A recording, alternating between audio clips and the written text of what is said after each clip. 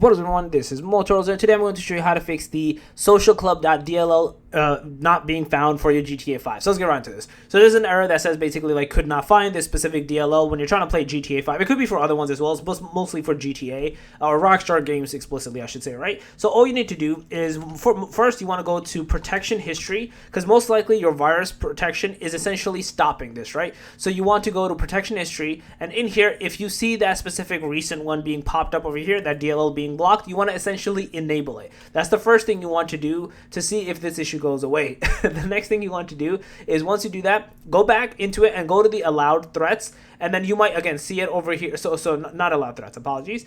In the virus and threat protection section, in here there's something called exclusions. In here, you want to essentially add an exclusion and the folder itself. And you can get to this folder by basically going to this PC, local disk, program files. Again, you might not pop in this specific page here, but in here, you want to basically allow this whole Rockstar Games folder. You can press select and then essentially allow that folder itself. And it essentially lets it bypass any issues that might be possibly happening, which is again causing this DLL to not pop. That's basically it. Once you do this, restart your computer, turn the game back on, you should be good to go and not have this error persist any longer. So yeah, that's basically it.